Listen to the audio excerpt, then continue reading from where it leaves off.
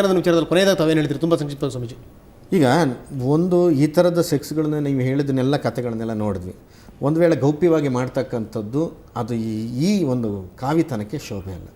ಒಂದು ವೇಳೆ ಗೌಪ್ಯದಲ್ಲಿ ಈ ಥರ ನಡೆಸೋದಾಗಲಿ, ತಾಂತ್ರಿಕ ಸೆಕ್ಸ್ ಬಗ್ಗೆ ವಿವರಣೆ ಕೊಡೋದಾಗಲಿ, ಇಲ್ಲಿ ಶಾಸ್ತ್ರದಲ್ಲಿ ವಿವರಣೆಗಳೇ ಬೇರೆ. ನಾನು ಅದನ್ನು ಹೇಳಬೇಕಂತಲೇ ಬಂದೆ, ಸಮಯ ಸಿಗಲಿಲ್ಲ. ಯಾಕೆಂದ್ರೆ ರೇಷ್ಮಾ ಅವ್ರು ಹೇಳಿದ್ರು ನಿಮಗೆ ಬೇಕಾದ್ರೆ ನೀವು ಯಾರನ್ನ ಕಟ್ಕೊಂಡು ಹೋಗಿ ಯಾಕೆ ಈ ರೀತಿ ಗೌಪ್ಯ ಮಾಡೋದು? ನಾನು ಆಗಲೇ ಹೇಳಿದ್ನಲ್ಲ, ಯಾವುದೇ ಮಹರ್ಷಿಗಳಾಗಲಿ ಯಾರೇ ಆಗಲಿ ಸಂಸಾರ ಮಾಡಬಾರ್ದು ಅಂತ ಎಲ್ಲೂ ಇಲ್ಲ. ಸಂಸಾರವನ್ನು ಮಾಡ್ಬೋದು, ನೇರವಾಗಿ ಮಾಡ್ಬೋದು, ಧೈರ್ಯವಾಗಿ ಮಾಡಬೇಕು. ನಾನು ಹೀಗೆ ಇರ್ತೀನಿ ಅನ್ನೋದನ್ನು ಮಾಡಬೇಕು. ಅಧ್ಯಾತ್ಮ ಅನ್ನುವಂಥದ್ದು ಇದೆಯಲ್ಲ, ನೀವು ಹೇಗಿದ್ರು ಭಗವಂತನ ಪ್ರೀತಿ ಸಂಪಾದನೆ ಮಾಡ್ಬೋದು. ಈ ರೀತಿ ಕದ್ದೇ ಸಂಪಾದನೆ ಮಾಡಬೇಕು. ಖಂಡಿತ ಸ್ವಾಮೀಜಿ ತುಂಬ ಸಂಕ್ಷಿಪ್ತವಾಗಿ ಏನು ಹೇಳ್ತೀರಿ ಕೊನೆಯದಾಗಿ? ಆ ಹೆಣ್ಮಗಳಿಗೆ ನ್ಯಾಯ ಸಿಗಲಿ, ಆ ತಂದೆ ತಾಯಿಗಳ ನೋವಿಗೆ ಒಂದು ಪೂರ್ಣ ವಿರಾಮ ಸಿಗಲಿ.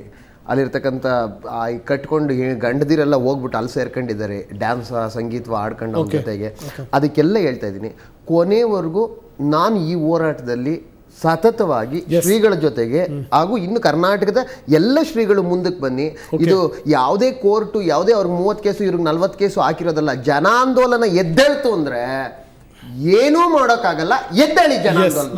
ಖಂಡಿತ ಮೇಡಮ್ ಕೊನೆಯದ ನಾನೇನು ಹೇಳಕ್ಕೆ ಇಷ್ಟಪಡ್ತೀನಿ ನಾನು ಹೇಳೋದು ಇಷ್ಟೆಲ್ಲ ಈಗ ಆರ್ತಿ ರಾವ್ ತಪ್ಪೋ, ಲೆನಿನ್ ತಪ್ಪೋ, ನಿತ್ಯಾನಂದ್ ತಪ್ಪೋ ಅನ್ನೋದಕ್ಕೆ ಅವ್ರ ಹತ್ರನೇ ಇದೆ ಸೊಲ್ಯೂಷನ್ನು. ಈಗೇನು ಕೋರ್ಟಲ್ಲಿ ಇದೆಯೋ ಅವರೇ ಬಂದು ಬೇಗ ಅದಕ್ಕೆ ಅಟೆಂಡ್ ಆಗಿ ಅವ್ರಿಗೆ ಏನೇನು ಚೆಕಪ್ ಬೇಕೋ ಮಾಡಿಕೊಂಡು ತಾನು ಸತ್ಯವಂತ ಅಂತ ಹೇಳ್ಕೊಳ್ತೀರ ಅಲ್ಲಿ ಬಂದು ಪ್ರೂವ್ ಮಾಡಲಿ, ಜನಕ್ಕೆ ಗೊತ್ತಾಗಲಿ ಆರ್ತಿರಾವ್ ತಪ್ಪು ಅವ್ನು ತಪ್ಪು ಅನ್ನೋದು. ಕೋರ್ಟಿಗೆ ಬಂದು ಅವರೇ ಅಪೀಲ್ ಹಾಕ್ಲಿ ಬೇಗ ಈ ಕೇಸ್ ಮುಗಿಸ್ಕೊಡಿ ಅಂತ.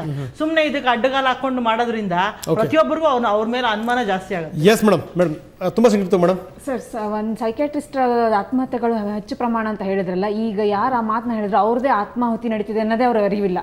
ಕೇಳಿ, ನನ್ನ ಕಿವಿಯೋಲೆಯಲ್ಲಿ ಗೋಲ್ಡ್ ಇದೆ, ಸಿಲ್ವರ್ ಇದೆ, ನಂದು ರತ್ನ ಇದೆ ಅಂತ ನಾನು ಹೇಳಿ ಒಂದಿನೂ ವರ್ಷಾಂತರದಿಂದ ಒಂದು ಓಲೆನೂ ಹಾಕೊಂಡು ಬರಲಿಲ್ಲ ಅಂದರೆ ಜನಕ್ಕೆ ಗೊತ್ತು ನನ್ನ ಹತ್ರ ಇಲ್ಲ, ಸುಳ್ಳು ಹೇಳ್ತಿದ್ದೀನಿ ಅಂತ. ಹಾಗೆ ಇವರು ನಾನು ಮೀನಾಕ್ಷಿ, ನಾ ಶಿವ, ನಾ ಶಕ್ತಿ, ನಾನು ಇದು ಹಾಳು ಎಲ್ಲ ಮುಳು ಹೇಳಿ ದೈವತ್ವನ ಬದುಕೋದಿರಲಿ, ಮನುಷ್ಯತ್ವನ ಬದುಕ್ತಿಲ್ಲ. ಎಸ್ ಮೇಡಮ್ ತಾವು ತುಂಬ ಸಂಕ್ಷಿಪ್ತವಾಗಿ. ಕಣ್ಣೀರ್ ಮುಂದೆ ಮಾತಂತೂ ಉಳಿಯಲ್ಲ. ಅಂದರೆ ಒಂದು ಹೇಳ್ತೀನಿ, ನಮ್ಮ ಸಾವನ್ನು ಬದುಕದಂಗೆ ಆಗತ್ತೆ. ಸಾವಿನಲ್ಲಿ ನಾವು ಶರಣರು, ಹುಟ್ಟಿನಲ್ಲಿ ಜೀವಿಗಳು, ಬದುಕಿನಲ್ಲಿ ಶಿವೈಕ್ಯರಾಗೋಣ. ಸೃಷ್ಟಿಗಿಂತ ದೊಡ್ಡವರಾಗುವ ಒಂದು ಸಾಹಸ ಮಾತ್ರ ನಮಗೆ ಬೇಡ. ಎಲ್ಲರೊಳಗಿರೋ ಶಿವನಿಗೆ ನಮಸ್ಕಾರ ಮಾಡಿ ನಾನು ಮುಗಿಸ್ತಿದ್ದೀನಿ.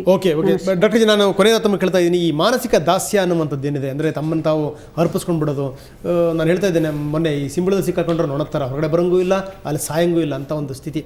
ಸೊ ಇಂಥ ಒಂದು ಮನಸ್ಥಿತಿಗಳಿಂದ ಆ ಮನಸ್ಸು ಮುಕ್ತವಾಗದು ಯಾವಾಗ ಅಂದರೆ, ನಾನು ಸಿಡಿದು ಹೇಳಬೇಕು, ಈಗ ಆರ್ತಿ ಅವರು ನಿರ್ಧಾರ ಮಾಡಿದ್ರು, ಈಗ ಅವರೆಲ್ಲ ನಿರ್ಧಾರ ಮಾಡಿದ್ರು, ಇದ್ರ ವಿರುದ್ಧ ದನಿ ಎತ್ತಬೇಕು, ನಾನು ಹೊರಗಡೆ ಬರಬೇಕು ಅನ್ನುವಂಥದ್ದು. ಸರಿಯಾದ ಶಿಕ್ಷಣ ಅಂತಂದರೆ ವಿವೇಚನೆ ಅಂತ ಏನು ಕರಿತೀವಿ, ಅದಕ್ಕೆ ಪುಸ್ತಕದಲ್ಲಿ ಸಿಗುವಂಥದ್ದೇನಿಲ್ಲ. ಸಾಮಾನ್ಯ ಸರಳ ತಿಳುವಳಿಕೆ, ಇದನ್ನು ನೋಡಿದಾಗ ಇದು ಬೆಳಕು, ಇದು ಕಪ್ಪು ಅನ್ನೋ ಅಷ್ಟು ಅರಿವು, ನಂಬಿಕೆ ಇವೆರಡಿದ್ದರೆ ಬಹುಶಃ ಇಂತಹ ಡೋಂಗಿ ಸ್ವಾಮಿಗಳು ಉದ್ಧಾರ ಆಗೋದೇ ಇಲ್ಲ. ಆಧ್ಯಾತ್ಮದಲ್ಲಿ ನಂಬಿಕೆ ಇರೋರಿಗೆ ಸಾಮಾನ್ಯವಾಗಿ ಬೆಳಕು ಯಾವುದು, ಕತ್ತಲು ಯಾವುದು ಅನ್ನೋ ಗುರುತಿಸೋ ಅಷ್ಟು ಶಕ್ತಿ ಇರುತ್ತೆ. ಅದಕ್ಕೆ ಗೌರವ ಕೊಡಬೇಕು, ದಾಸರಾಗಕ್ಕೆ ಇಷ್ಟಪಡಬಾರ್ದು. ಮನೋದಾಸ್ಯ ಕೂಡ ಒಂದು ರೀತಿಯಲ್ಲಿ ಒಳಗಡೆಯಿಂದನೇ ಬಂದಿರುತ್ತೆ. ನಿಜ. ಆದ್ದರಿಂದ ನಿಮಗೆ ಅದು ಪ್ರೇರಣೆ ಯಾವುದು ಹೊರಗಡೆ ಸಿಗುತ್ತೆ, ಆವಾಗ ನೀವು ಅದ್ರ ಜೊತೆ ಶಾಮೀಲಾಗಿಬಿಟ್ರೆ, ಅದಕ್ಕೆ ನೀವು ಶರಣಾಗಿಬಿಟ್ರೆ ಬಹುಶಃ ಇಡೀ ಆ ವ್ಯವಸ್ಥೆಗೇನು ಒಂದು ಕೆಟ್ಟ ಹೆಸರು ಬರುತ್ತೆ. ಆಲೋಚನೆಯ ಹತೋಟಿ, ವಿವೇಚನೆ ಇವೆರಡನ್ನ ನಿಮ್ಮ ಕೈಯಲ್ಲಿದೆ.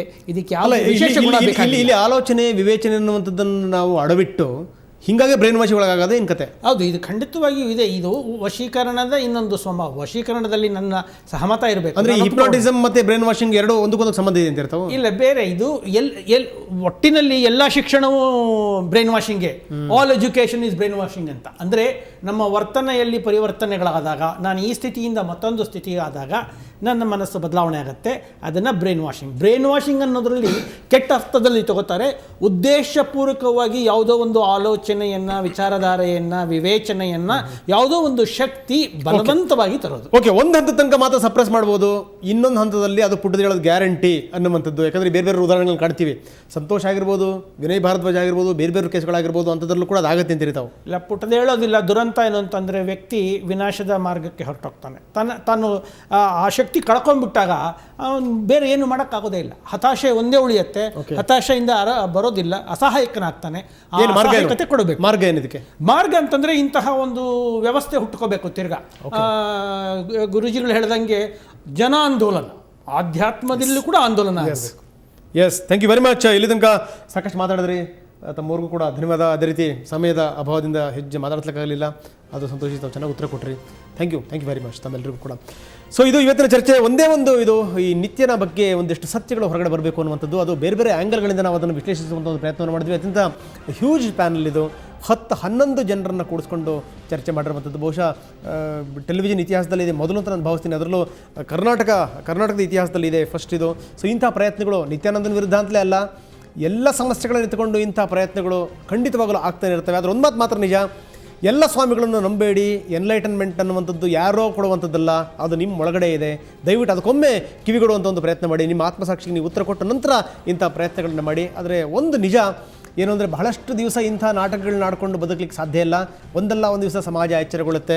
ಇಂಥ ಸಮಾಜವನ್ನು ಎಚ್ಚರಿಸಿಗೊಳಿಸುವಂಥ ಜನಗಳು ಕೂಡ ಇದ್ದಾರೆ. ಅವರ ಶಕ್ತಿ ಹೆಚ್ಚಾಯಿತು ಅಂದರೆ ನಿಮ್ಮಂಥ ಶಕ್ತಿ ಖಂಡಿತವಾಗಲೂ ಕುಗ್ಗುತ್ತೆ. ಯಾಕಂದರೆ ಎಲ್ಲರೂ ಹೇಳಿದಂಥ ಮಾತನ್ನು ಕೇಳಿದ್ರಿ, ಇಷ್ಟು ಸುಲಭವಾಗಿ ಬಿಡೋದಿಲ್ಲ ನಾವು ಅನ್ನುವಂಥದ್ದು. ನಾಳೆ ನಾವು ಮುಖ್ಯಮಂತ್ರಿಗಳನ್ನ ಭೇಟಿ ಮಾಡಿಸುವಂಥ ಒಂದು ಪ್ರಯತ್ನವನ್ನು ಮಾಡ್ತಾಯಿದ್ದೀವಿ, ರಾಜ್ಯಪಾಲರನ್ನು ಭೇಟಿ ಮಾಡಿಸುವಂಥ ಒಂದು ಪ್ರಯತ್ನವನ್ನು ಮಾಡ್ತಾಯಿದ್ದೀವಿ. ನಿಜಕ್ಕೂ ಎಲ್ಲರಿಗೂ ಕೂಡ ಯಾರ್ಯಾರು ನೊಂದಿದ್ದಾರೆ ಅವರಿಗೆ ಇವತ್ತಲ್ಲ ನಾಳೆ ಯಶಸ್ಸು ಸಿಗುತ್ತೆ. ಅಲ್ಲಿ ತನಕ ಜವಾಬ್ದಾರಿ ವಾಹಿನಿಯಾಗಿ ನಮ್ಮ ಪ್ರಯತ್ನ ಕೂಡ ಮುಂದುವರಿತಾ ಇರುತ್ತೆ ಅಂತ ಹೇಳ್ತಾ ಈ ವಿಶೇಷ ಕಾರ್ಯಕ್ರಮ ಮುಗಿಸ್ತಾ ಇದ್ದೀನಿ. ನಮಸ್ಕಾರ.